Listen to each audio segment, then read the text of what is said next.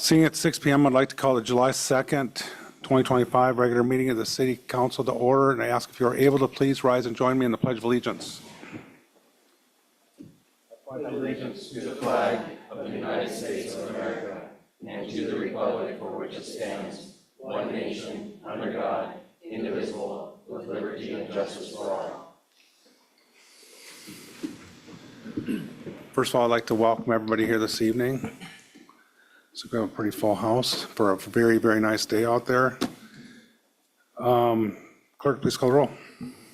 Vice Mayor Naxted, I'm here. Councilmember Askin, Here. Councilmember Dothett, Here. Councilmember Casena, Here. Mayor Gabriel, Here. Councilmember Daniel, Present. Councilmember Sonart, Here. Student Representative Tanner. Here. You have a quorum. Thank you, Madam Clerk. Council, we do not have a laydown here this evening. Next up, we have approval of agenda and consent agenda. Vice Mayor Naxted. Thank you, Mayor. I move for approval of the agenda and consent agenda and request unanimous consent. I'll second. Is there anybody that'd like to amend the agenda or consent agenda at this time? Seeing none, I'd like to ask the clerk to please read the consent agenda into the record. Thank you, Mayor Gabriel. Approval of the regular meeting minutes of June 18th, 2025, brought to you by the City Clerk. New business action approval, bills to be ratified. New business action approval, approving official bond amounts for city manager, city clerk, and finance director, brought to you by the administration. And action approval, special use permit to Kenai Chamber of Commerce and Visitor Center for the Moose Meat John Cabin, brought to you by the administration. And that is your consent agenda. Thank you, Madam Clerk. Is there anybody from the general public who'd like to speak to any item that is on the consent agenda, which was just read into the record? Seeing nobody in chambers or online. Moving on, this evening we have no scheduled administrative reports. We have no scheduled public comments. We have unscheduled public comment at this time. How many people are here, just out of curiosity, to testify about the, they don't even know, I haven't even said what this, about the dog leash law. No, pools, how about that one, swimming pools? Okay, so this would be the appropriate time, because it's not on the agenda. It's under unscheduled public comment. And I'd just like to let everybody know that we have 3 minutes per speaker and a 30-minute aggregate total time. So I'll start the clock at when we hit 30 minutes if it goes that long. There is another opportunity to testify for public testimony. It's at the very end of the meeting that you're welcome to stay around if you don't get to testify that time. Okay? So anybody that would like to testify that any item that is not on the agenda or consent agenda at this time, you're welcome to come forward and just state your name and your city residence.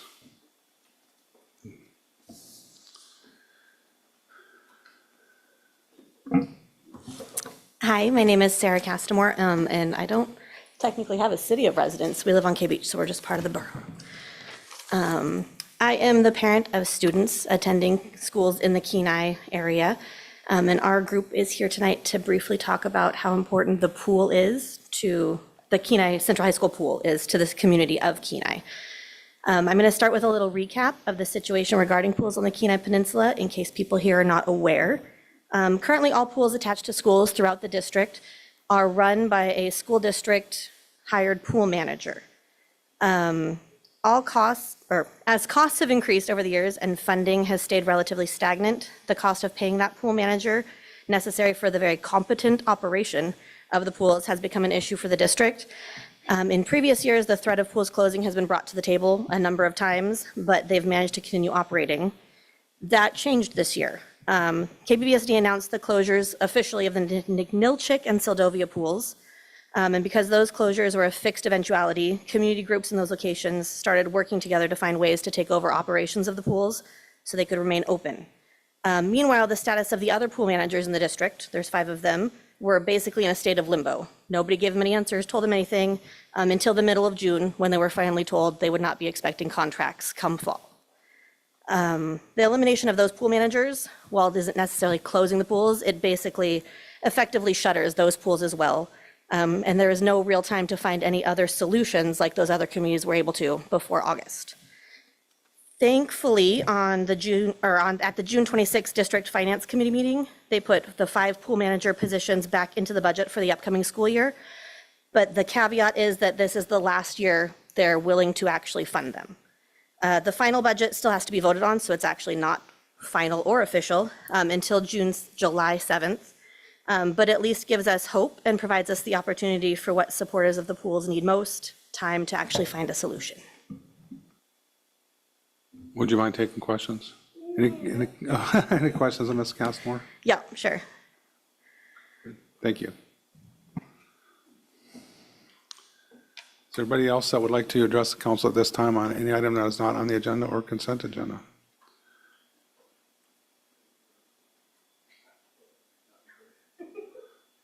You know, if you would just state your name and city of residence or area of residence for the record.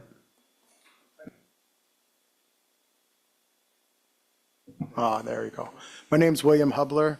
It's 99611, but it's just right outside of Kenai. So I lived in Kenai pretty much all my life. I have 35 years at Kenai Central High School as the pool manager there, or running the pool. And it's my passion. I love working with the kids and working with them. And for a state that's known for drownings, we're one of the highest ranked states for drownings in Alaska. So I really hope that we can keep this going with the pools. I kind of went through and went over everything that the pool offers. Like I said, I've been managing it since 1990, and I've worked on it before that when I was in high school. I've always been in the black. I've never been in the red for my accounts because we have an account that we pay for our lifeguards, we pay for our chemicals, we pay for all the equipment we have there. And I can tell you a whole bunch about it because I run every portion of it. Things that the pool offers to the public and to the high school and to everything. I just ran through a few. Like this summer, we did swim lessons. We have over 500 kids in swim lessons this summer. With 35 years, that's 17,500 kids that did swim lessons through the Kenai High School swimming pool. And that's just their 2-month in their summertime. We have open swims. We have lap swims all week long. We have a high school swim team that averages 30 kids on the swim team. We have a Peninsula Piranha swim team, which is an age group. Our youngest is 6, our oldest is 19 years old. And there's 85 to 110 kids each year on that swim team. We also have a TOES, which is that master swim team for adults. We have 30 people on the adult swim team right now. And the great thing about swim teams, and I know some people will talk about it later on, is like when we host regions, which is 10 schools show up here, it's a great for the community to come in because you have 10 swim teams here with like 30 kids. They look for a place to stay, they go buy food, they go out and buy stuff all the time through Kenai. If we host a championship meet for the Piranha swim team, which is age group, we could have up to 400 people showing up for swimmers showing up for a meet. That would be great for the income too. Our PE classes go through there. We have freshman PE classes that do that. We have middle school PE classes that come in. I've had abundance of kids learn to swim, and that was their only opportunity was in PE class because they didn't even have any opportunities from their parents beforehand. We have intensive needs kids that use the pool for both the middle school and the high school. They can't move, and it really helps them out. We also have the only helicopter egress trainer, which is the Challenger Center's income, part of their income for them. And that is the only one in the pool, and it's an awesome thing for them to see how to get out of a helicopter in case it crashes. The oil field uses it, our medics, our medevac people use it, the Coast Guard uses it, and they train that a lot there. We offer lifeguarded classes to the American Red Cross for 16-year-olds and up, and they learn to get a job through there, and I get a lot of high school kids get employed by that just to work there and learn job skills from that one. We rent pools out for birthday parties, for kayaks and stuff, so they learn how to roll safely in a controlled environment. And then we have the Kids Don't Float program, which they go through about once or twice a year, where they teach kids water safety, and they also give them a free life jacket when they're there too. And we also had physical therapy in the past, which helps out. I think my oldest swimmer I've ever had in the pool was 99 years old. Joanne Wainwright and Shirley Henley, they were 98 and 99, and they swam a mile a day. And that's one of the sports you can do for the rest of your life. So just some amazing things. And I realize my 3 minutes up. So if you have any questions, you can always call me at the pool or ask me now. I'm pretty much there 10 hours a day, so you can call me anytime you want at the pool. Any questions for Mr. Hubler? I guess I got one real quick, and maybe it's probably of interest to the rest of what's the ask of the city council? I mean, I just want you guys to start, they gave us 1 year, and I've asked them directly, what do they want from, like if somebody was going to take it over or help out, what do they want? They didn't give me an answer.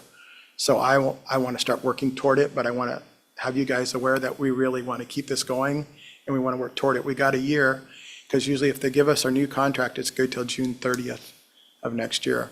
So I just want to make sure that they just don't, at the last minute, say, oh, we're not going to have him, and then we don't have enough time to plan. If, like I said, I'm working on trying to figure out what they're asking and what it entails and the details. I just want to bring to your guys' attention that we really want our pool. It's a great asset for Kenai, and it's been around, it was built in 1976, and it's been there since then.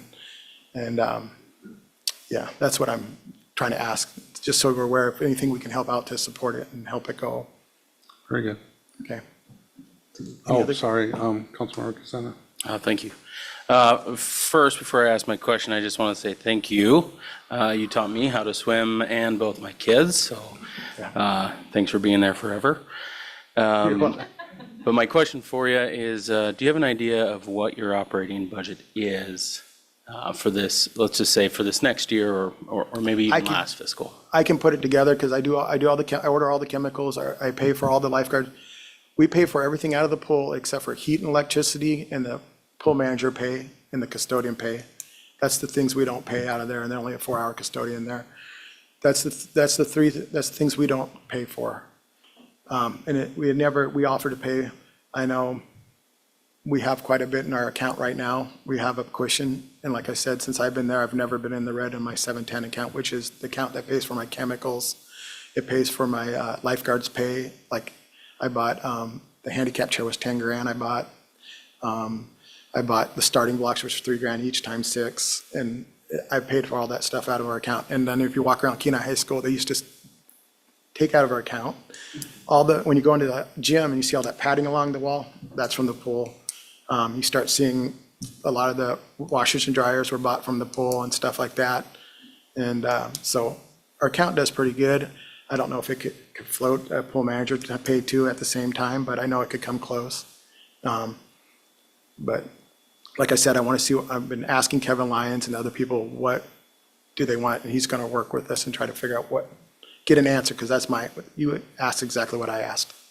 And I can give you a budget and get close to what it's going to cost to run it. Okay. Thanks, Will. That'd be great. Any further questions? Thank you, Mr. Butler. All right, thank you. Mr. Castmore. Good evening, Mr. Mayor, members of council. I want to get to the issue that the mayor Your just brought up. name and residence. Oh, sorry, for the Dan record. Castamore, and I'm in K Beach. Thank you. I was born and raised in Kenai. I also learned to swim in this pool, as have my children. The reason we're here today, and the reason we want to talk to you, is because there's a void potentially coming for someone to manage this pool. And there are a number of options we can look at. If you look at the city of Anchorage, I believe the city of Fairbanks, even Juneau, the municipalities run the swimming pools, even though the swimming pools are in the schools. So if you go to Bartlett in Anchorage, you'll see Anchorage Municipal Parks and Rec people running the pools. And this is done specifically so they don't have to fund the pools within the CAP money. So it's being done everywhere. So when the idea that maybe our pools weren't going to continue to be funded by the school district, my first thought was perhaps the city could step in and perform that function. And it's going to cost money. Swimming pools historically don't make money. You know, they're a break even or lose money kind of function, which is typically what recreation is. You know, when we look around the city at the recreational facilities, whether it's the rec center or the ice rink or our parks or our ball fields, they don't make money, right? Recreational things typically cost money to the taxpayers. And the reason that communities decide to build ice rinks or to build parks is because the community wants them. That's really what we're here to talk to you about, and just say, hey, we want a pool, and we would love it if the city of Kenai would be involved. And that's not to say that we want the city of Kenai necessarily to operate the pool. There are a whole range of options we can use here. It could be that the city did choose to operate the pool with city employees. It could be that the city chooses to operate the pools more like we operate the ice rink, where we take over things like scheduling and management, and then we hire a contractor to run the pool, which is, I believe, what we do at the ice rink. It could be something as simple as the city deciding that they would agree to fund a certain number of open swim hours a year, so that if a private operator has to come in and run the pool, they would at least have some idea of guaranteed revenue. So really, it's just, I think what we're here to talk to you about is how important these swimming pools are to us as a swim community.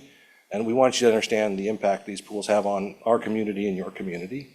And if you're able to help us, great. When the school board said they'd give us another year, we want to make sure they know we're taking it seriously. We're not going to wait until next June to have a conversation. We want to start the conversation now. So I think one of the things that we would love to see come out of this long-term, I think it would be great if the city council would pass a resolution supporting pools, even if it was just a generic, we support pools in our community and this is why. Beyond that, it would be great if the city would work with the school district to start a discussion to see what it would look like if we operate the pools. Right now, there's a lot of rumors and conjectures, and we've heard things from the school district and we've heard things from different groups. We don't know what we don't know until we ask. And so that's really what we're here trying to say. If the pools are going to continue to go forward and the city wants to be a part of it, we would really appreciate it. Thank you. Any questions for Mr. Castmore? Vice Mayor Naxton. Thank you. Dan, thanks for coming tonight. And by the way, I was in the first class to swim in that pool in 1976. Cindy Romberg was hired for that position. And before that, we had to go to Homer. That's where I learned to swim, because that was the first pool that I'm aware of anyway. It was a long drive back and forth, but it was a fun way. But that aside, I kind of hear what you're saying.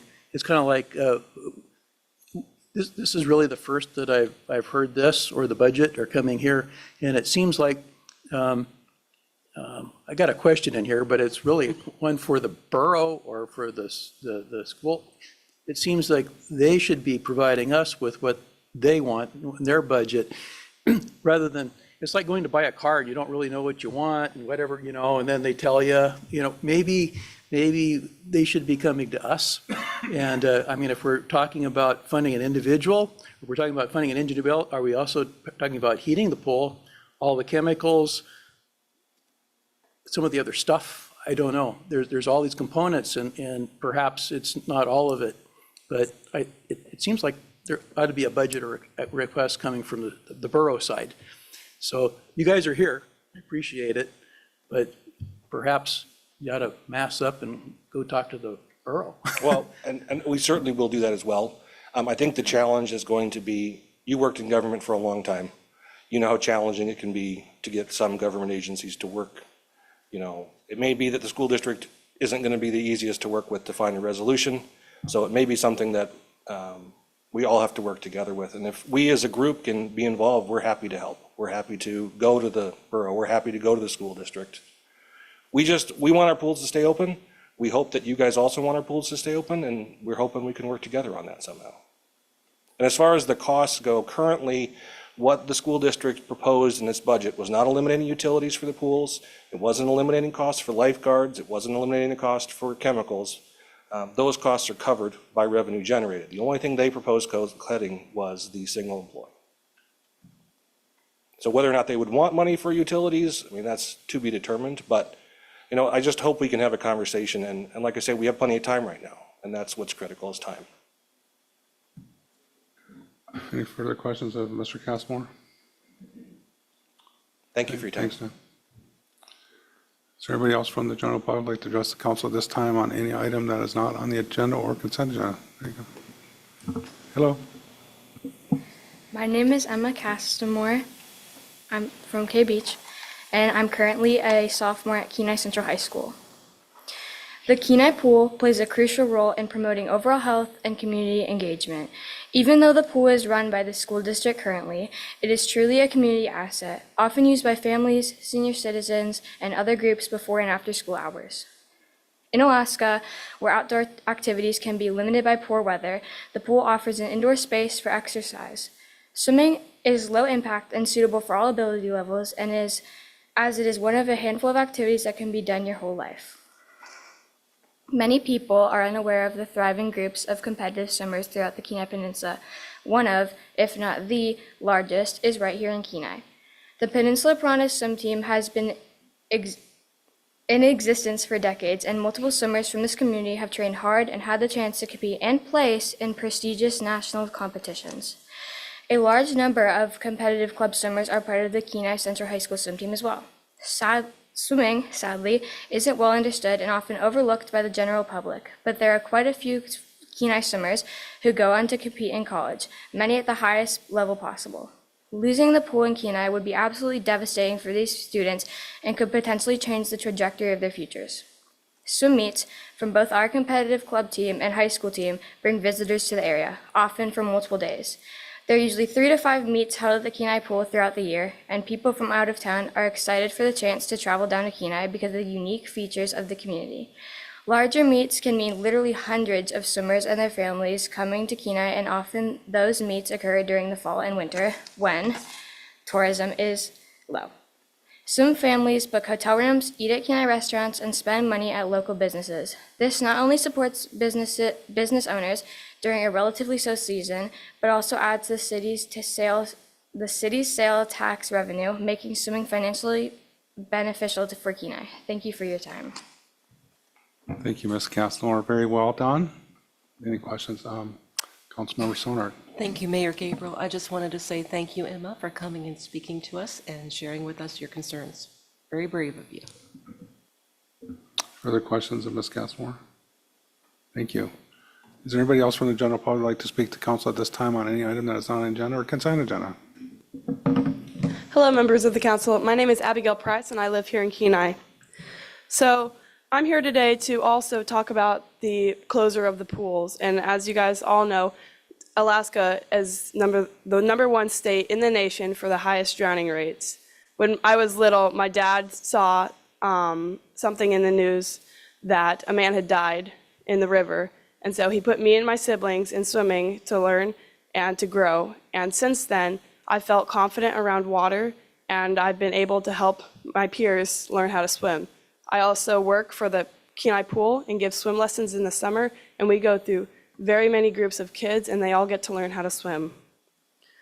So I'm also a competitive swimmer here at Kenai, and I'd like to address the issue, not just for myself, but for my classmates, my teammates, and our entire community. The Kenai Peninsula Borough School District is considering handing over the responsibility for school pools to cities and communities, and that puts them at serious risk of closure. And I'm asking you to help keep our pools open, not just because they're a place for recreation, but they are a lifeline. And again, as you guys know, Alaska leads the nation in drowning deaths. And according to the CDC, Alaska consistently ranks #1 per capita drowning rates. We are surrounded by water that can take a life in minutes. We're surrounded by lakes, oceans, and rivers.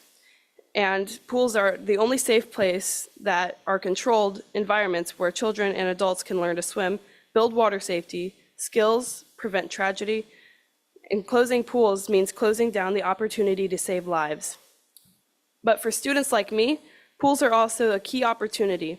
I've been working very, very hard for many years in school, after school, and all year round in the summer to work on my strength in the pool and to work hard at swim meets. I'm getting scholarships offers to swim in college, and without a pool to train in, I lose that chance. I'm not the only one. These pools are these pools are the only place where athletes can train like me, and taking that away will ruin their chance in the future. They're also essential for community health. Swimming is one of the best forms of exercises. It's low impact, accessible to all ages, and often recommended for people with injuries, disabilities, or health conditions. Our pools host swim lessons, senior exercise classes, therapy programs, lifeguard trainings, and so much more. They serve to everyone, from toddlers to veterans. Handing off pools to cities may sound like a solution, but in reality, it shifts the burden and makes pool closure more likely. Our small communities often don't have the funding or infrastructure to manage them, and once a pool is closed, it's almost impossible to bring back. I apologize, I know my time is up, but I'm asking you guys, please fight for our community, please fight for our pools, and please fight for our safety. Thank you. Any questions? Thank you, Ms. Price. Any questions? Ms. Price? Thank you, and good luck with your swimming career. Thank you. Is there anybody else from the general public who'd like to address the council at this time on any item that is not on the agenda or consent agenda? You can lower, there you go. There we go. There you go. Hello, my name is Annie Price. I'm 11 years old and I live here in Kenai. I love swimming. It's fun, it keeps me healthy, and it makes me feel strong and happy. I go to the pool with my siblings and we go to swim as a team together. It's for the Piranhas Peninsula swim team, and I am still learning how to swim better. Not only to get faster and for races, but so I can be safe in the water. In Alaska, we are surrounded by lakes, rivers, and oceans all the time. But did you know that Alaska is one of the highest numbers of drowning rates in the whole country? And that's really scary for us. Pools where kids go to learn can learn to swim and be safe. If the school's pools close, we don't have anywhere to swim. Lots of kids won't learn how to swim, and kids like me and my sister, and I won't swim on teams anymore. We want to go to college, and we won't get to practice, and that's not fair for us. Swimming isn't just a sport; it's something that can keep us safe. Please help us keep our pools open, so we can be safe and healthier. Thank you, and it helps us have fun. Thank you so much. Thank you, Ms. Price. Thank you. Any questions of Ms. Price? Councilmember Dodd? I was gonna say, at your age, there's no way I would have ever been able to stand up there. It's pretty awesome speech there. Thank you.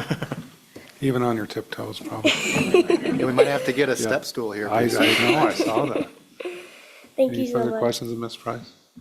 Very well done. Thank you. Is there anybody else from the general public that would like to address the council at this time?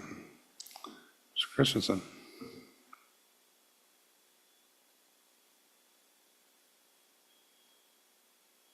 Okay. Michael Christian, a resident of Kenai and have been for 55 years and been paying property taxes for 52. I've seen a lot of things happen in this city. In particular, many good health and recreational things have happened, and the city has been forthcoming, doing a lot of them. And things that we've seen, the city library, the water and sewer, the rec center, senior centers, the golf course, the cross-country skiing, hockey rink, even a dog park. Now, all these things are wonderful and they're great health things, but none of them will save your life. And I think that this is something that we should think about. The swimming pool saves lives. You watch somebody down here, the dip netting, they got water up to their chest, they're walking down the river in that heavy current. I don't know how they survive. And if they don't know how to swim, that's really dangerous. We had 4 people taken out of Kachemak Bay recently. I don't know if knowing how to swim would have helped them, but that could be rough. And I used to drive activity buses taking kids down to Kachemak Bay, went over to Halibut Cove. We got on the boat with all the kids. They all had life jackets on. Not one adult, except myself, would put on a life jacket. And when I think about those 4 people that we just brought up, how many would have stayed down from one of those boats if it had a problem? So I think it's important. The city has, like I said, taken on these things like the rec center, the golf course, and so on, but they don't have to operate it. And that's something you can think about when we look at this. Get somebody else to operate it, maybe keep an eye on the finances, maybe supplement some problems if they come.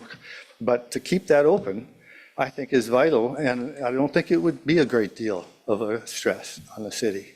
And we've done that in the past. So let's see, I got 40 seconds left.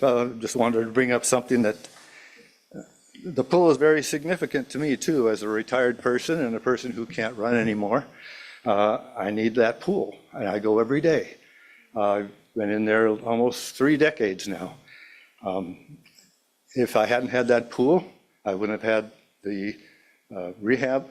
I couldn't have walked up here. I wouldn't be able to raise my arm. That pool really helped me, and it helps others. Today I swam next to two guys older than me who had so many problems with their legs they could barely get in the pool, but they were in that pool. I swam next to Shirley Dennison Hensley and Joanna Hollier, and they were in that pool for 4 decades. It's a wonderful thing for all ages. So anyway, that's my finish. Was any questions, Mr. Christian? Any questions for Mr. Christian? Thank you.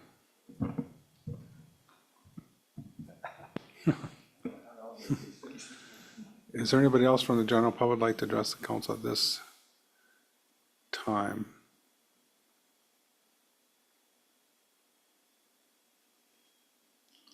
Oh, very well. Well, I think this obviously is a, preliminary, sort of information for us that, wasn't, I think, probably on a lot of bingo cards here. I think we just heard, I'd heard, read an article Monday in the Clarion, I think it was, or recently about suggestion from the school district that communities take over pools. So that was the first time I heard about that. So, where that goes from here, what that looks like throughout the process and trajectory, I'm not exactly sure, but I certainly appreciate you guys coming in and showing the support that you have for the pool, and ask you to keep engaged throughout that process. So hopefully that we can come through with a resolution that benefits, the community. Thank you. Is there anybody else from the general public like to address the council on anything that's not on the agenda or consent agenda? Last call. Very good, thank you. With that, we'll move to public hearings. Brings us to item E1, ordinance number 3479-2025, increasing estimated revenues and appropriations in airport improvements capital project fund, accepting a grant from the Federal Aviation Administration and awarding a professional services agreement for the Kenai Municipal Airport Master Plan. Pleasure, council. Vice Mayor Naxton. Thank you, Mayor. I move to enact ordinance 3479, 2025. I'll second.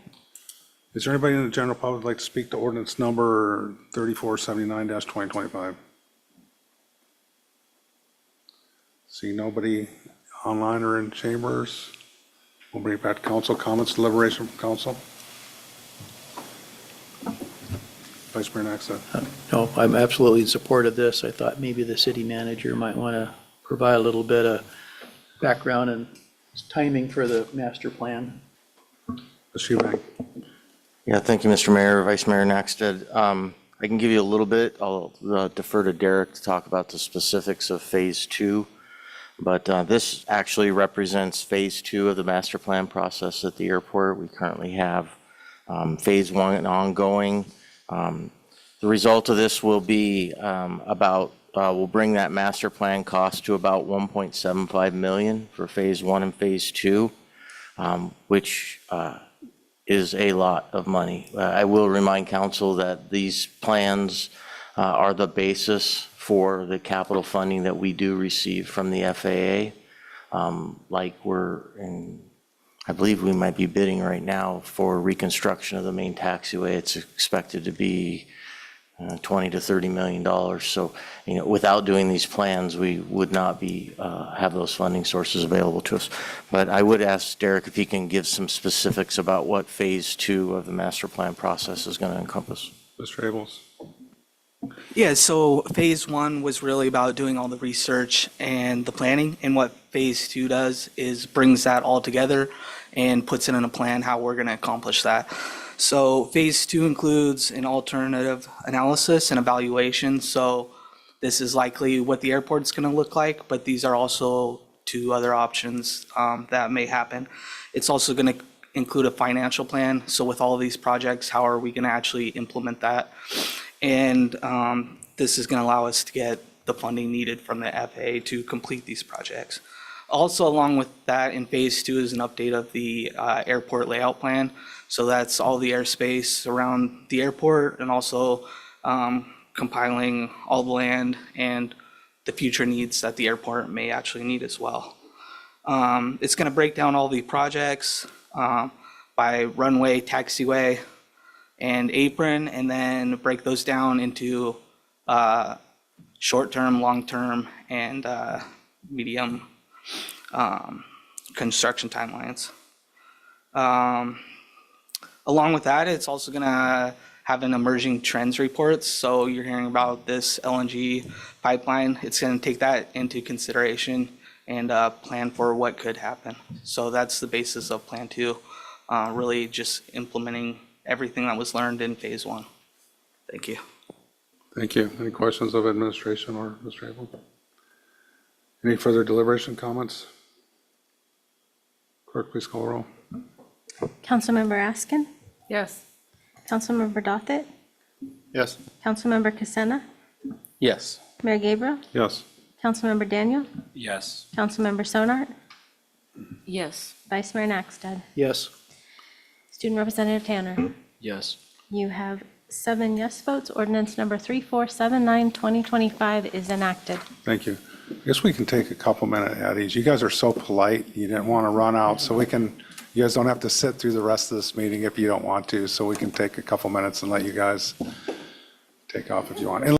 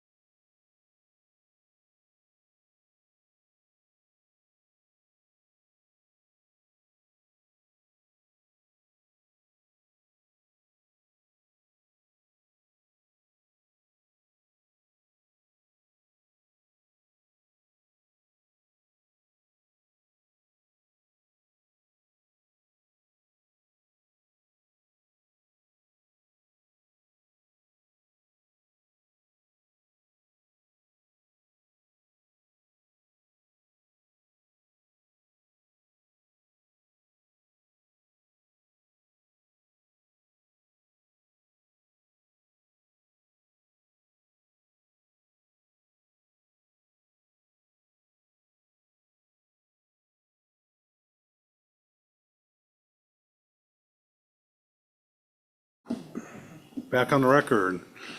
Council, we're now on item E2, ordinance number 3480-2025, retroactively amending the fiscal year 2026 salary schedule for temporary employees included in the annual budget for the city of Kenai, Alaska, July 1, 2025 through June 30, 2026. Pleasure, Council. Vice Mayor Nakstad. Thank you, Mayor. I move to enact ordinance 3480, 2025. Second. Is there anybody from the general public that'd like to speak to ordinance number 3480-2025? Seeing nobody in chambers or online, we'll bring it back to council. Comments, deliberation from council? Seeing none, clerk, please call the roll. Councilmember Dothit? Yes. Councilmember Casena? Yes. Mayor Gabriel? Yes. Councilmember Daniel? Yes. Councilmember Sonart? Yes. Vice Mayor Nakstad? Yes. Councilmember Askin? Yes. Student Representative Tanner? Yes. You have 7 yes votes. Ordinance number 3480, 2025 is enacted. Thank you. Next up, E3, Resolution Number 2025-45, authorizing the city manager to execute a lease of airport reserve lands between the City of Kenai and Schilling Rentals LLC for Lot 3, Block 2, General Aviation Apron Subdivision Number 1. Pleasure, council. Vice Mayor Nexon. Thank you, Mayor. I move to adopt Resolution 2025-45 and request unanimous consent. I'll second. Is there anybody from the general public like to speak to resolution number 2025-45? Seeing nobody in chamber or online, bring it back to council. Comments, deliberation from council? Vice Mayor Nexon. Thank you, Mayor. I was hoping that the city manager might remind me or us on how this works. It's an existing building. It's been there since 1970. There's been improvements, and just how the lease to 45 years works in the situation. Mr. Eubank.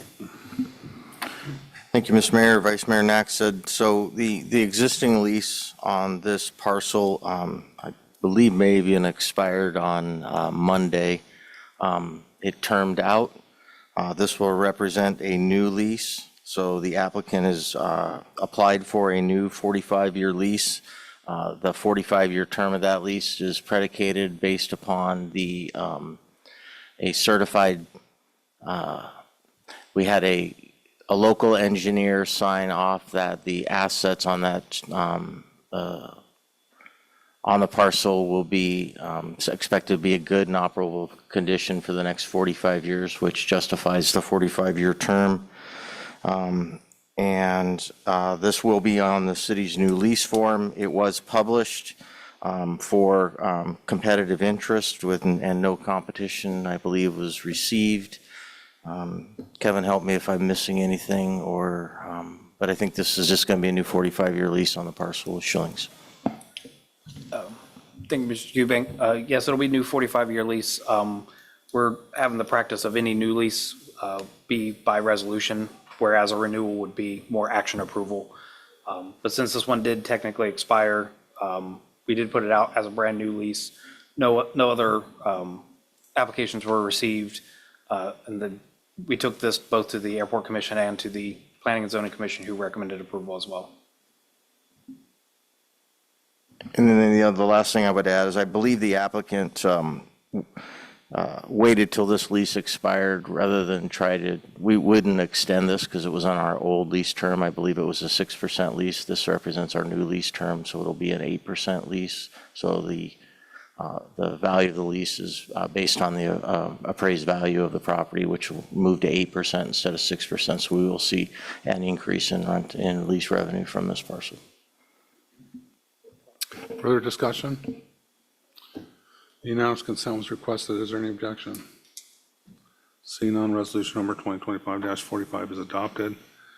That brings us to resolution number 2025-46, authorizing a contract award for the 2025 street lights repair and maintenance with utility costs locates contract.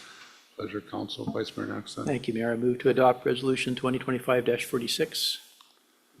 Request unanimous consent. I'll second. Is there anybody from the general public like to speak to resolution number 2025-46? Seeing nobody in chambers or online, we'll bring it back to council. Comments, deliberation from council. Councilmember Dawson. Just possibly for Public Works, because we'll always be asked, when this contract is authorized, when will we see work starting on the streets? Mr. Fry, through the city manager. Yes, so this is our annual contract for streetlight repair and maintenance, as well as the locates. So the main goal of this contract is just to do repairs on lights that consists of, photocells going out, a light failing, and things like that. I did change the bid language in this contract slightly different than we did last year, so that we do have some ability to negotiate streetlight repair work as part of the contract. So there is it's on my list of things to do once this is contract is in place with the contractor to discuss some of those repairs that we could get in place. In addition to that, we do have our streetlight assessment currently out for bid right now. We did a pre-proposal on it yesterday. So I'm hesitant to do a ton of repairs on the streetlights or future work until we get through that assessment, but we are going to try and tackle some of the easier repairs that we can tackle before winter starts. And then some of the bigger things that, might entail replacing a bunch of underground wiring or something like that, we're going to be holding off on until we get results from that assessment. Thank you. So we're in the moving forward phase, so that's important. All right, thanks. Councilmember Daniel. Thank you, Mayor Gabriel. A follow-up question. I seem to recall we passed some money in maybe this last fiscal year for some major projects on that. It was like 50, maybe 100 grand. I can't remember what it was. Maybe the city manager can help me with it. Did we get any of that work done, or am I just not remembering that correctly? Mr. Fry, to the city manager. We have two pockets of money. So one pocket of money is for capital project money is for the streetlight assessment project. And then there was some other money that was previously put in, I believe it's around $400,000 for streetlight repairs. So some of that money I'm intending to use as part of this contract for some of the smaller repairs. But the bulk of it, I want to hold off on spending until we get some results from that assessment. Thank you. I have a follow-up question as well. So the number in that, I can't remember what it was, 107,000 or something like that. Is that a do not exceed, or how does that work as far as you directing the contractor's work? I know locates are, probably at a per visit cost, but at any rate, could you just kind of briefly describe how the accounting works there? Sure. So we have, there's a number of different bid items on the schedule. One is for performing locates on an as-needed basis. Other items are for minor repairs on a per call-out basis. For larger repairs, we have it built into the contract that we pay materials plus 10%. So whatever the materials actually cost, we're just paying a 10% markup for the contractor on that for their time and effort ordering it and getting it on site. And any major contract work would be a negotiated cost that we'd be reviewing, coming to an agreement on to move forward with. So the budgeted amount I believe we have in our operating budget for regular ongoing repairs and maintenance and locates is about $65,000. So we're authorizing up to 107 as part of this contract, but we're only doing the original contract for them right now for essentially what our operating budget is allowing. And then we'd be, any capital repairs and major maintenance that we'd be doing on that would be coming separately. Okay, so although that's what's budgeted, that might not be what's spent, depending on what the work performed is. Yeah, it's all on an as-needed basis. So we're doing a lot more locates right now with all the N-Star work than we would typically be doing in the summer. So it's trending higher now than it normally would be. That makes sense. Thank you. Further questions, comments, deliberation? I believe unanimous consent was requested. Is there an objection? Seeing none, resolution number 2025-46 is adopted. That brings us to resolution 2025-47, authorizing a contract award for the 2025 Trading Bay Road Sewer Installation Project. Pleasure, council. Vice Mayor Maxton. Thank you, Mayor. I move to adopt Resolution 2025-47 and request unanimous consent. Is there anybody? Oh, sorry. Go ahead. Seconded by Councilmember Sonard. Very good. Thank you. Is there anybody from the general public like to speak to resolution number 2025-47? Seeing nobody online or in chambers, we'll bring it back to council. Comments, deliberation from council. Vice Mayor Maxton. Thank you. But I was just curious what the extent of the project was, if this was tearing out asphalt, digging the street out, or is it for $51,000? Can you explain the boundaries? Mr. Fry, through the city manager. Sure. The scope of this project is essentially insulating the sewer line throughout the right-of-way from the property line all the way to covering the sewer main. So that includes tearing out asphalt, concrete, all throughout that area, and some dirt work associated with that and putting that back in place. We're putting, I believe, 6 inches of insulation, 4 foot wide, across the top of the main to insulate it. The way the main is set and when these services were run, they're extremely shallow. So these two services have had several freezing issues in the right-of-way in the past, so we're doing our part to try and insulate that.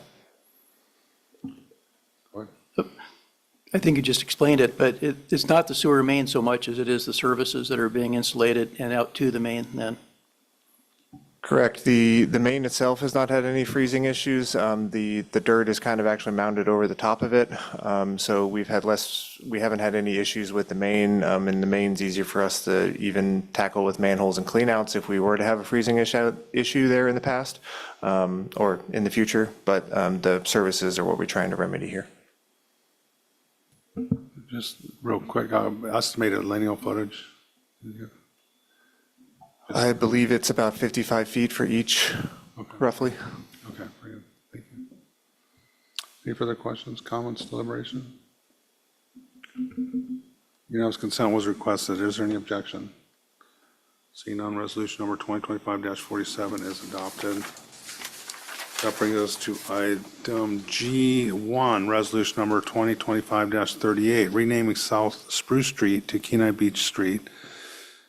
This was brought forward by Vice Mayor Nexted on June 4th. I'll note here, on June 4th, 2025, this item was referred to the Planning and Zoning Commission's June 25th, 2025 meeting and postponed to the July 2nd, 2025 City Council meeting. So we still have to move it, right? Is there a motion on the floor? The motion is on the floor from Okay. the June 20, From the sorry, 2/20. the June 4th meeting. Okay, very well. And I will notice that there was a couple amendments that were suggested.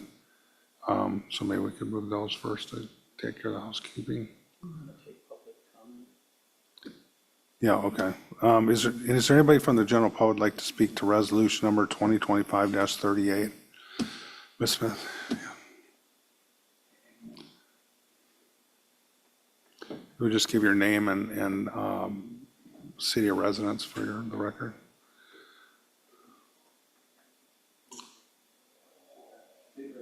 Oh, I see. Sherry Smith, live in Kenai.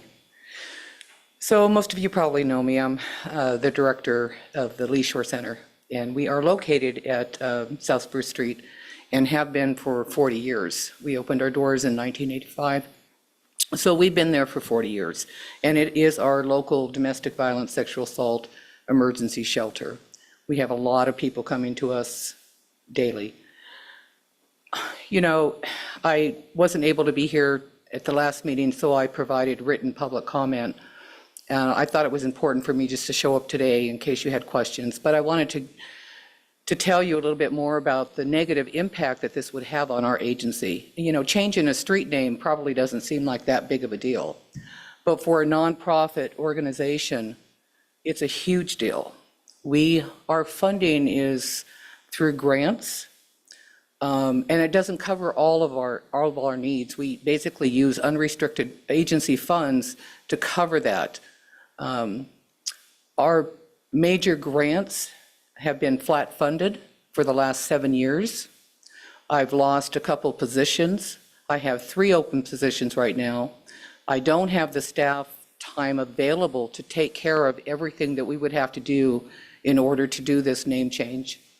And we just don't have the money. Most of our unrestricted funds go to pay for a staff person that we have at our transitional housing facility, because the money that we get from HUD and HUD match through Alaska Housing Finance Corporation to pay for that transitional housing, it's a 25-bed facility. That funding is the same as when I first started at the agency, and that was 31 years ago. So our operating costs have not changed for that one facility. So, you know, anytime you're flat funded, anytime you get the same, it's a decrease every year. This is going to cost us really thousands of dollars that we don't have. All of our printed materials, our letterhead, our brochures, our posters, everything would have to be redone. So I've never experienced anybody not knowing where the beach is in Kenai. Even people who are coming for dip netting. You know, we've got the toll booths out now, which already causes an issue for our agency on an annual basis, because we have victims trying to get to the facility and they have to wait in line so people can go through the toll booth. But for this resolution, you know, I'm just asking that you really think about it, because it does affect those businesses that are on that street. And like I said, we've been there for 40 years. So all I can do is let you know the impact, negative impact it would have on our agency. Thank you. Any questions of Ms. Smith? Vice Mayor Knox? Sherry, thanks for coming. Certainly didn't mean to, since this was my idea, to cause any anxiety. And you didn't, we talked yesterday, and you didn't at all. I mean, yes, it does kind of increase my anxiety a little bit, but I know the intentions were, you're very supportive of our agency. Kenai residents are very supportive of our agency. I just don't think that people really take the time to think about the impact of something like this could have on a business. And I wish it didn't. I mean, I'm not opposed to Kenai Beach Street, but it's just how it is with our agency at this point. We just can't afford it. If you decided to vote on it, we would live with it and have to deal with the consequences, but there are some major consequences. Yep, if I might. And you're right, I didn't expect it to be that big of a deal. The borough changes street names that affect a lot more people, residences and whatnot. And I was hoping that perhaps you might be able to elaborate a little more. You said this was going to cost you thousands of dollars, and for some of the, but you're also, when you were talking to me earlier, it had to do with some of your grants and whatnot. I mean, that's not a press of a key and it just gets taken care of. I mean, how a lot of things, can you kind of elaborate on how that's a burden for you? So our operating budget for that facility is about 1.6 million. I write a lot of grants on an annual basis to get that money coming in. Every grantor that we have would have to be notified. Some of those grants are federal grants, and I don't know if you deal with, federal grants per se, but any small change takes a massive amount of work to get that done, especially when you're talking with HUD. So it's not an easy task. We would also have to change our articles of incorporation with the new address. And that is very, very time consuming. So, it is notifying all of those grantors, going through all of the paperwork and documentation that's required. And as I said, I'm already down 3 positions. The staff time it would take to do that, we're just closing a fiscal year, we're starting a new fiscal year. It's a huge burden. Any other questions of Ms. Smith? Councilmember Casano. I just wanted to thank you for coming in and providing your insight and opinions on this. Thank you, appreciate it. it. Councilmember Askin. Thank you for coming. I did have one question on the notification of the grants. Can those not be done when you apply for the new grants? Well, the issue is that a lot of our grants have become, for example, our main funder through the council is the Council on Domestic Violence and Sexual Assault. They provide funding for our victim service program, our batterers intervention program, our prevention program, and our mental health program, clinician program. So even though it's just under one, there's 4 separate grants. And like I said, they've been continued for 7 years. So this is a continuation grant. So it wouldn't be, I'm not writing those 4 specific grants this year. It's all the continuation paperwork that we have to do. But so most of our grants are things that I either have to do on an annual basis, write new, or they're continuation grants. I don't know if that makes sense to you. Partly. I have some experience writing grants, and we did a major move in the middle of one year, and we just notified the next time we wrote there were continuation grants and renewal grants. And when we wrote them, we just wrote them with the new address. Yeah, so all of our grants too are some of them are on really different timelines. Some of them have been changed. It's not only the fiscal year. We've got, our HUD grant. The next HUD grant coming out, which is going to be soon, is going to be for calendar year 2027. So their timelines, and I probably write on average 12 to 13 grants a year, and that's not including the other grants I try to go after for just maintenance, repair issues. These are old buildings. So it's not as easy as I think what you're probably thinking because of the amount of grants. Those grants, the ones that we're going in for fiscal year '26, have already been secured. We've already been notified by the funder that it's continuation. So it's not just writing a grant and putting a new address. It's having to go backwards and fix everything that's already been in place. Thank you. Any further questions of Ms. Councilmember Donovan? And I know we've been talking about grants, but you also mentioned your literature, your posters, and all that kind of stuff too. It costs money to print and reprint.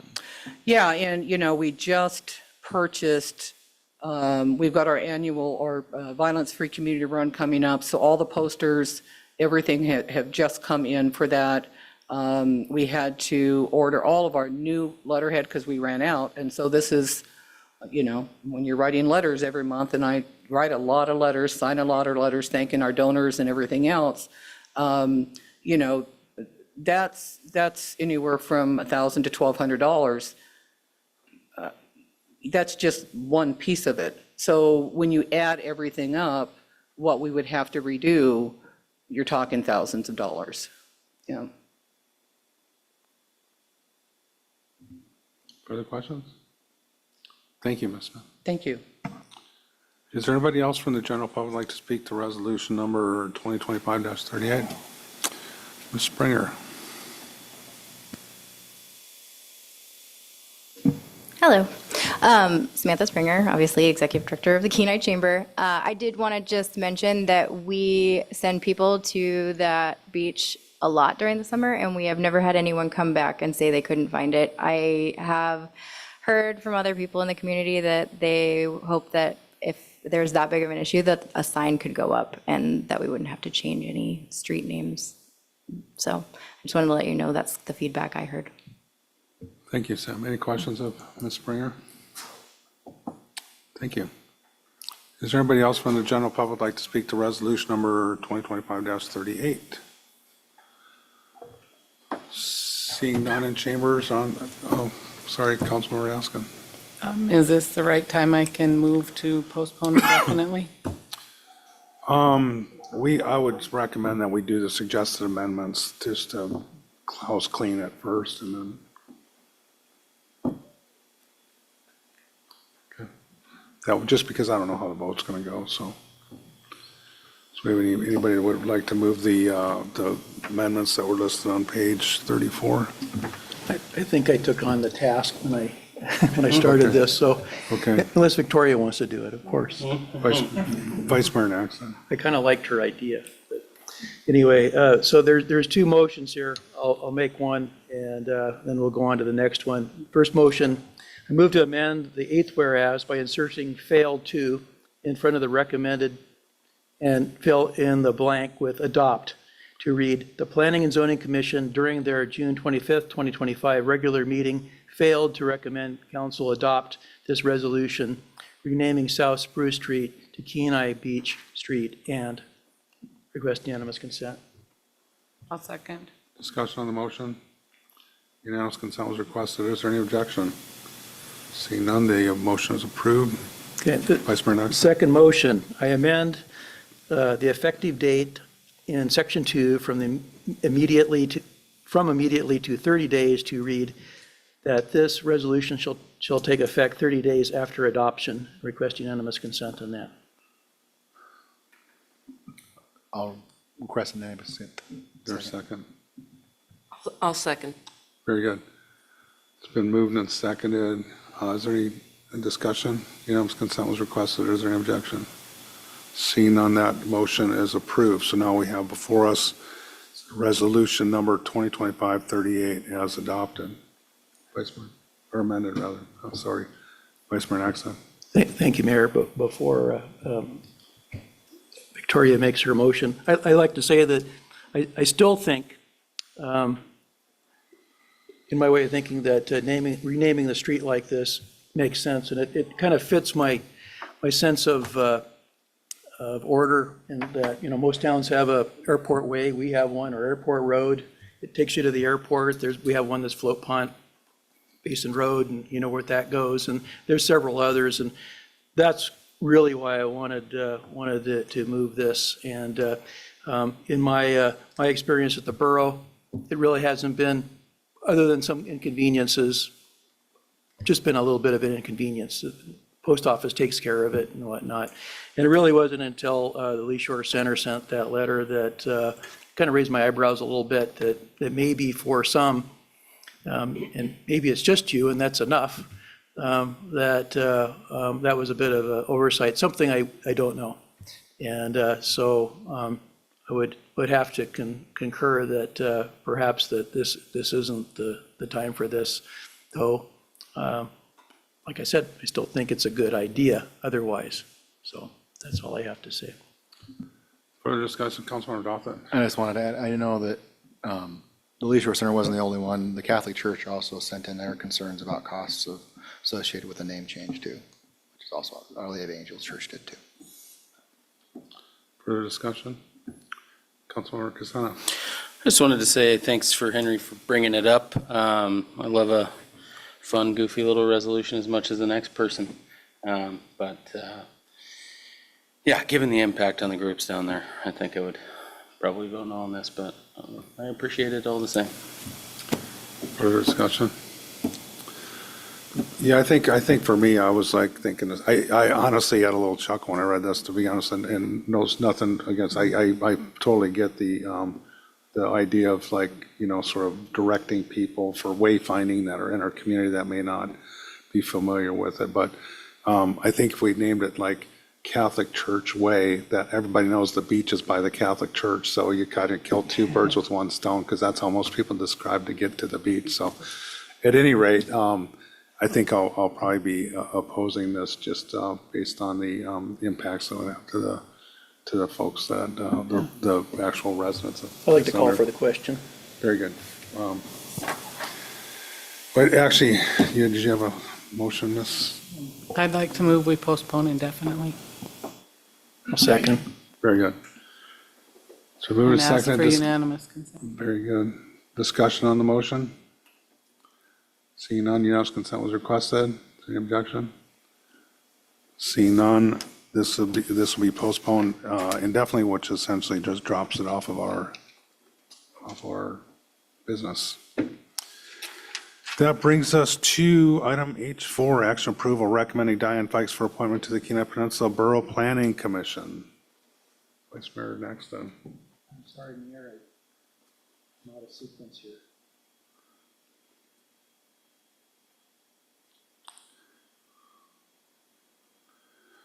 Or anybody else for that matter. Yeah, Councilmember Dothett, that's. I'll just throw it out there. I think I can make this one happen. I want to recommend action approval H4, recommending Diane Fikes for appointment to the Kenai Peninsula Borough. Move that forward. I'll second, request unanimous consent. Sorry, thank you. Discussion on the motion? Vice Mayor Dothett, or Councilmember Dothett? I am assuming that Diane is okay with this? Yes. Okay. Well, yeah, and there is, just to kind of add a little bit, so the borough put out the request for applicants, and there was one that Ms. Fikes had put her name back in. She's our current member on that board of Kenai who gets one. And there was a gentleman that apparently lives in, had a Sterling address, if I think that was right, who had submitted for to fill the Kenai seat, but we deemed was not eligible to do so. Is that correct? Did I state that right? Yes. At any rate, so it defaulted back to one applicant, Ms. Fikes, who I think is doing a great job. Further, I was just going to say, she's been doing a great job on P and Z when I was on there, and been doing it for a long time. So now she gets a little flustered with all the different meetings with her other job, but I just want to make sure she was yep, aware. So we're good. Further discussion on the motion? Unanimous consent was requested. Is there any objection? Seeing none, we will reappoint Ms. Fikes to the Kenai Peninsula Borough Planning Commission. Next up, we have H5, action approval, discussion and appointment of the municipal liaison officer pursuant to tribal memoranda of agreement, of understanding, I'm sorry. Pleasure, Council. Vice Mayor Nexon. Thank you, Mayor. I move that we appoint the city manager, the liaison, municipal liaison, to the tribal memoranda of understanding. Request unanimous consent. Second. It's moved and seconded. Is there any discussion on the motion?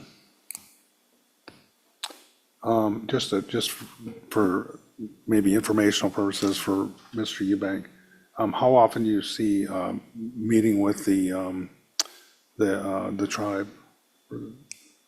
Is the liaison officer? Yeah, thank you, Mr. Mayor, members of council. I think that's something I'd like to work out with the tribes. You know, I don't envision it being super frequent, but I think, you know, frequent enough to satisfy both parties that, you know, so, you know, I think probably a minimum, you know, quarterly, and see if they have, you know, greater need than that or less need to that. And, but just wanted to, I know that both these memorandums require this. We're still waiting on signature from Salamantop. I'm not sure of their tribal council meeting schedule, but wanted to get this out there so council can consider it. Thank you. Yeah, and I think that was sort of the point I was going at, is to make sure that we have, you know, regularly scheduled times that are on the calendar to accomplish that work. Very good. Further discussion? Unanimous consent was requested. Is there any objection? Seeing none, we'll have Mr. Eubank as our municipal liaison officer to our tribal memorandum of understandings, which brings us to commission reports. Council on Aging Commission. Vice Mayor. Thank you, Mayor. I have no report. Their next meeting is July 10th. Thank you. Airport Commission. Thank you, Mayor Gabriel. Yes, nothing new to report, and there'll be a work session on July 10th as well. Very good. Harbor Commission. There's been no meeting since we last met, but their next meeting is August 11th. Thank you. Parks and Recreation Commission. There was no meeting, and the next one is scheduled for August 7th. So not a whole lot to report, but I'm sure they're extremely busy this time of year. Very good. Planning and Zoning Commission. Thank you, Mayor Gabriel. There were 4 plats. We met on the 25th. There were 4 plats, one at Beaver Creek, one at Kenaitze Acres, Terrabee subdivision, and Ruby's Dazzling Scenic View subdivision. The commission also voted down changing South Spruce Street to Kenai Beach Street, and they approved the airport reserve land lease that we passed this evening. Their July 9th meeting is canceled, and the next meeting is July 23rd. Thank you. Beautification Commission. There is no meeting. The next meeting scheduled for September 9th. Very good. On the report of the mayor, just wanted to update everybody or give a, so I was, as a report on the last meeting, I was a member of the Kenai team for the Boys and Girls Club golf tournament, which was held, I think, June 20th. And we had Ms. Sainer, Mr. Fry, and then our police chief, JT, represents the city.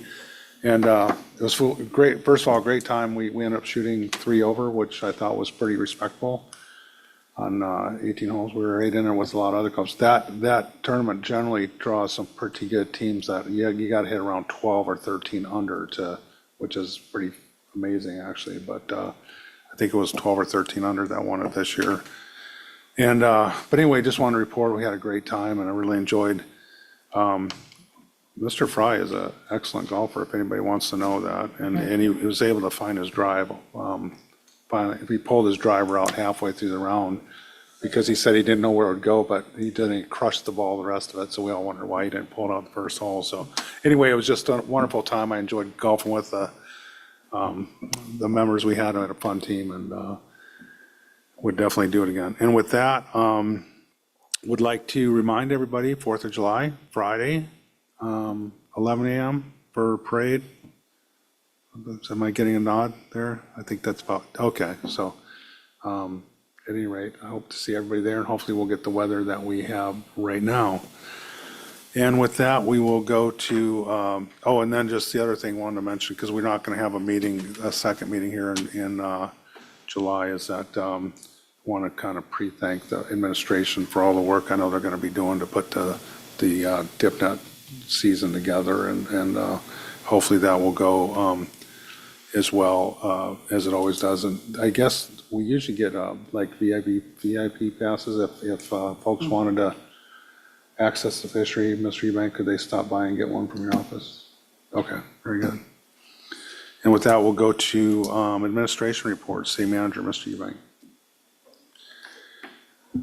Thank you, Mr. Mayor, members of council. Just a few things to report on. I'll start with some staffing and recruitment updates.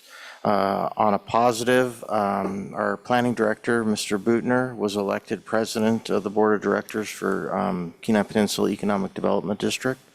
So I want to say congratulations, Kevin, on that. The next little bit here, how quickly things change. I'm kind of disappointed, but we had 3 resignations here very late. Our airport manager, Derek Abels, has resigned. Our building official, Joe Fisher, has resigned, and our chief animal control officer resigned. We want to thank all these folks. They were great city employees. Really appreciate their work, and we are definitely going to miss them. We have active recruitments going on for all of these positions. We do have one new hire to report, or two, new hires to report. Mr. Ben Johnson was hired as a firefighter. He started with us on Tuesday of this week. Ben comes to us, I think, from Chugiak, the Eagle River area. And then actually here tonight, we have Jessica C. She's our new part-time planning technician. So welcome, Jessica. And let's see. I also want to report that I scheduled a work session with the Airport Commission on July 10th. I plan to engage with the commission, talk about their desired attributes in an airport manager, and get some input before we start through the interview and application review process for that position. So that's going to happen on July 10th. This is a little bit late now, but do want to let council know that last month the school district's planning and operations manager, Kevin Lynd, reached out to Director Best to talk about the city's potential interest in operations or taking over operations of the Kenai Central Pool. Mr. Best, I really appreciate, informed Mr. Lynd that that was a decision beyond his pay grade. But Tyler did also send a request to the district, or to Kevin, asking for a formal proposal of what the district's looking for, so that we could evaluate and take a look at exactly what they're proposing. And I don't think we've gotten anything yet, but we'll keep you posted if we do receive anything, and we'll continue to work through that process. We are, as the mayor indicated, we are in full swing getting set up for the PU fishery. The feast shacks have been set this week on both north and south beaches, getting everything hooked up. All staff, I think we're fully staffed there in the fishery. And I know they scheduled the all hands meeting, which is a meeting we have with all fishery personnel before it starts, I believe, for the 9th, so next week. So 10th of July is coming quickly. A little quick update on bluff erosion. Sat in on a meeting on Tuesday. Based upon quantities transported, I think they're between the 7th and 8th barge right now, maybe the 8th and 9th, but the contractor estimates, based upon the amount they've material they transported, that they're about 31% complete with the project. We are working with our design engineers and the Corps right now, reviewing a revised project alignment that we have some concerns will impact the city's required maintenance or our ability to maintain in the future. So we're continuing to have some discussions on that. with them, but sounds like that project is currently still on schedule for completion this year. And other than that, I just want to say happy 4th of July to everybody and hope everybody enjoys the parade. Thank you to the chamber for putting that on. Any questions of the city manager? Vice Mayor Nexon. Thank you. Bluff erosion first. I think at our last meeting, you mentioned that they had some concern about debris falling from a property and that you were also going to be talking to some property owners. I was wondering if on both of those areas, if you'd made any progress. Shebang. Yeah, thank you, Mr. Mayor, Councilmember, or Vice Mayor Naxted. Yeah, that was an interesting process as we worked through that as well. And, eventually, we worked with both the Corps and the contractor, and I think they've chosen to shift the placement of the wall a little bit out from those areas of the bluff in order to make it a little bit safer to construct. We had real concerns about putting personnel for starters, but also the amount of potential impact we were going to have on erosion up there if we were going to get on the bluff and try to remove some of this debris. So, our preferred path was to do nothing. And by doing nothing, what that required is that the contractor and the Corps have agreed to pull the wall a little bit away from the toe, which would eliminate some of their concerns with sloughing of material and things on them. So that's the path that's been worked on right now, and it seems to be the path and the direction that we're going. Further questions? Vice Mayor Nexon. Oh, with the 4th of July coming, I was thinking of John Williams, Mayor Williams, and fire truck. Is that something we can expect to see in the parade this year? Ms. Shebang. Yeah, thank you, Vice Mayor. I've seen, Sam's shaking her head no, so there's probably something I don't know. I've seen the fire truck over at the department here in the last week, and I saw it down at the city shop yard. I don't know if Mayor Williams was planning to drive or anything, but if somebody else knows something I don't. He's going to be asking me about it at Okay. some point. I'm just anticipating, and I want to have an answer for him. I was over at the shop today and was looking at that truck, and I understand there is some mechanical issues going on with it right now. So I'm not sure of the final status of that, but I'm not sure if it's going to be usable or not. We got further questions of the city manager? I guess- Councilmember Doffett. Just talking about the wall, the part that they've constructed towards the mouth, is that the actual final height grade of what it's going to be, basically? Or is it coming up higher? I guess I'm just not sure. I guess at 33%, so I'm assuming that must be the roughly final grade height. Mr. Eubank. Yeah, thank you, Mr. Mayor, Councilmember Doffett. I believe the most westerly point on the wall is at final height and they're asking for final inspection on. Last I was over there, I think they still needed to put the bedding material for the maintenance pathway on top of it. But other than that, the rock placement was at final height. And the 31% isn't based upon how many lineal feet they've constructed. Again, this was based upon the amount of material that they've currently transported here. So, am I correct in that is at final height, Mr. Fry? Mr. Fry. Yes, I believe so. And if you're looking at it from above, you can kind of see the 8-foot walkway that they're spray painting an Ord's line kind of on top. So I believe they're trying to mark the walkway, but there's a lot of inspection that goes on between the Corps and the contractor to make sure everything's at the proper elevation. So it could be adjusted a little bit, but they're doing a lot of work trying to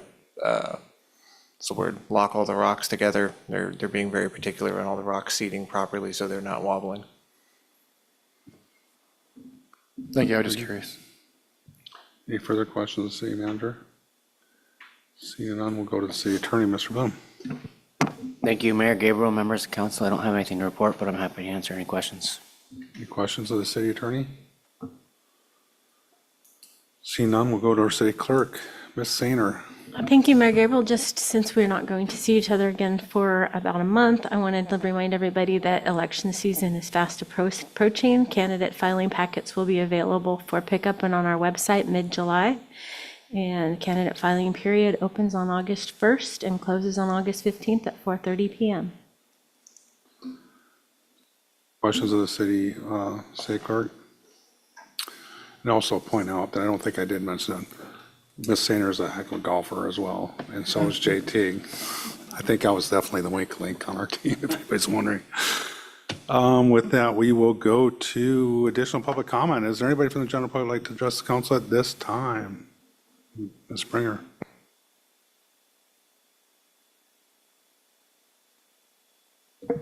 Wanted to clear the room first before I talk to everybody.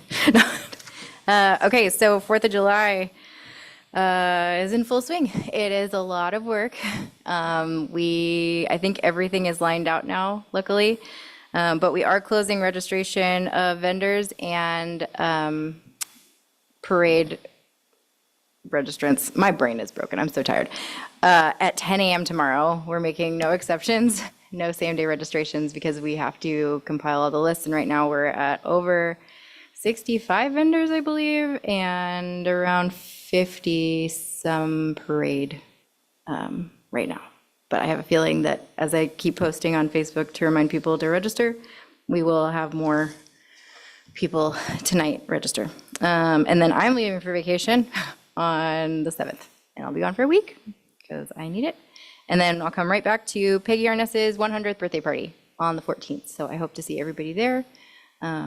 Should be a really fun time. Everything Bagels donated 200 cupcakes for the event, and we'll have pita pit there, hot dog a la carte, and walk and roll so far. And if I'm forgetting anything, I'm not sure. But if anybody wants to volunteer for the 4th of July, you can contact me. I think you all have my information. Thank you. 11 a.m. start For the parade. for the parade. But I need you before that. Yes. I'll be Okay. there. Yep. Yeah. Any questions, Ms. Springer? Seeing none. Thanks, Sam. Is there anybody else from the general public who'd like to speak to the council at this time?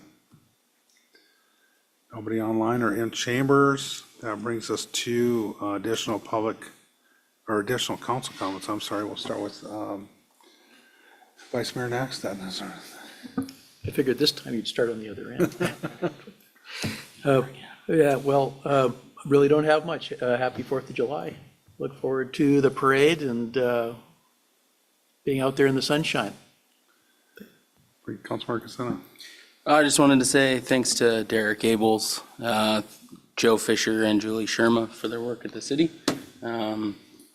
I've had the pleasure of at least meeting and working with 2 of them, and yeah, they'll be missed. I'd like to congratulate both Kenai Miners softball teams, the Krusty Krabs and Fiery Flamingos. They competed against each other in this season's championship and took first and second, because that's how championship game works. And also looking at 4th of July festivities, thanks to everyone involved, especially the chamber and the city. And then just wanted to thank all the community members who came again today. I mean, they're not here now, some are. And thanks for your input, so that's it. Thank you, Councilmember Daniel. Oh, man, thank you, Councilmember Casena. I have nothing else to add to that. Just enjoy your 4th of July holiday weekend. Thank you, Councilmember Askin. Thank you. Welcome, Jessica. Congratulations, Kevin. And let's remember what the 4th is all about. Thanks. Thank you, Councilmember Sonert. Happy 4th, everyone, and happy summer. Thank you, Student Representative Tanner. All right, yeah.